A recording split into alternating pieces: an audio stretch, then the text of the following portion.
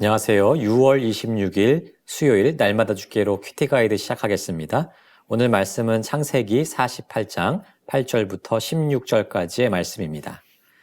우리는 전통과 규칙을 중요하게 여깁니다. 전통과 규칙은 질서를 유지하고 때로는 일관적으로 문제를 해결할 수 있는 길을 제시하기 때문에 공정하다고 느끼기도 합니다.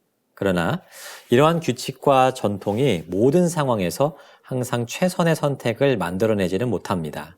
어떨 때는 너무 규칙과 전통에 얽매여서 새로운 선택을 막는 경우들도 생기기도 하죠. 따라서 우리는 규칙과 전통을 존중하고 잘 지켜나가되 때로는 새로운 선택을 할 수 있는 넓은 마음도 필요한 것이에요. 이는 우리 신앙의 영역에서도 마찬가지입니다. 하나님은 법과 원칙에 충실하신 분이세요. 하지만 때로는 새로운 역사를 이루시기 위해서 이전과는 다른 선택을 하시기도 합니다. 오늘은 사람의 예상을 벗어나 새로운 길을 열어가시는 하나님의 선택에 관한 이야기를 나눠보도록 하겠습니다. 관찰 질문 1번입니다. 요셉은 아버지에게 자기 아들들을 어떻게 소개합니까? 먼저 9절을 보시면 요셉은 야곱에게 애굽에서 낳은 두 아들들을 소개하고 있습니다. 특별히 하나님이 여기서 내게 주신 아들들, 즉 선물로 소개를 하고 있죠. 우리가 요셉의 생애를 돌이켜보면 이는 당연한 고백입니다.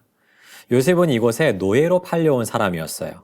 그런데 이렇게 높은 자리에 올라 가정을 이루고 두 아들을 얻게 된 것은 그의 노력과 재능 때문이 아니었습니다. 그와 동행하셔서 형통케 하신 하나님의 은혜였어요. 요셉은 이 사실을 너무도 잘 알고 있었습니다. 그래서 두 아들들을 내 아들로 소개하기보다 하나님께서 이곳에서 주신 아들들로 소개하고 있는 것이죠. 요셉은 애굽에서 높은 지위를 얻었지만 여전히 그의 중심에는 하나님께서 계셨습니다.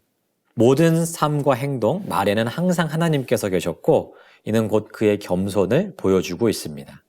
관찰 질문 2번입니다. 이스라엘은 요셉의 아들들을 보고 어떻게 고백합니까? 11절에서 우리는 야곱이 요셉을 다시는 볼 수 없을 것이다 라고 생각하면서 살았는데 하나님께서 그 자손까지 보게 하셨다고 말하면서 감격하는 것을 볼 수 있습니다. 실제로 야곱은 요셉을 죽은 것으로 여기며 살았어요. 다시 그를 보게 될 것이라고 조금도 기대하지 못하며 살았습니다. 그런데 요셉이 살아있다는 소식을 들었을 뿐만 아니라 그가 애굽의 총리가 되었다는 그 소식을 들었을 때 얼마나 감사했을까요? 감사하다는 말로는 다 표현할 수 없을 정도로 놀라운 기쁨이 그에게 있었을 거예요. 그런데 요셉의 자손까지 애굽에서 만나게 되다니 그의 마음속에는 정말 큰 감동이 있었을 것입니다. 야곱은 이 모든 것이 하나님께서 하신 일임을 고백하고 있어요. 하나님께서 그에게 은혜를 주셔서 그가 모두 포기하며 살았던 이 어두운 문제를 뒤집어 놓으셨고 오히려 더욱 큰 은혜와 축복을 누리게 하신 것입니다.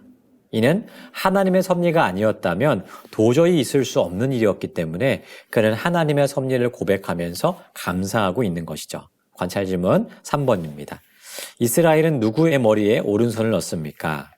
이스라엘은 요셉의 아들들을 축복하겠다라고 얘기했죠. 이에 요셉이 두 아들들을 이스라엘에게로 이끕니다. 그런데 여기서 조금은 놀라운 일이 벌어져요.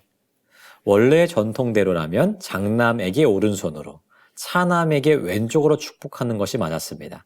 그런데 이스라엘은 므낫세가 장남임에도 불구하고 에브라임에게 오른손을 얹어서 축복해요.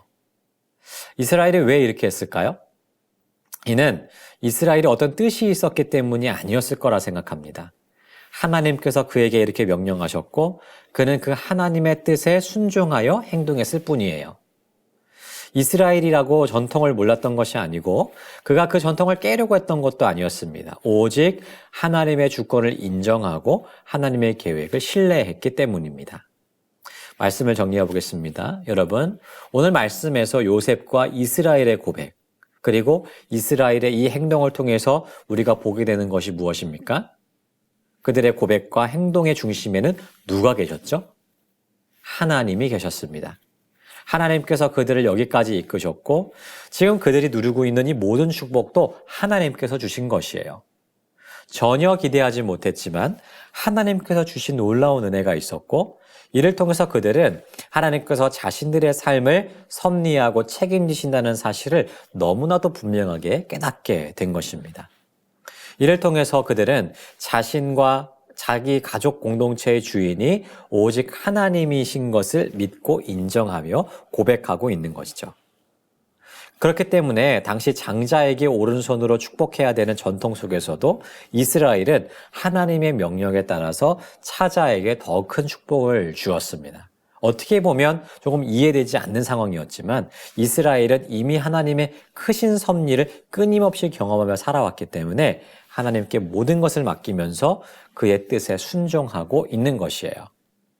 사랑하는 여러분, 하나님은 우리의 삶에도 이러한 역사들을 이루시는 분이십니다.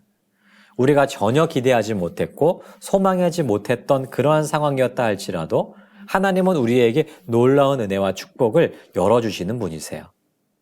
하나님은 좌절한 사람을 일으키시고 넘어진 자를 세우시는 분이십니다.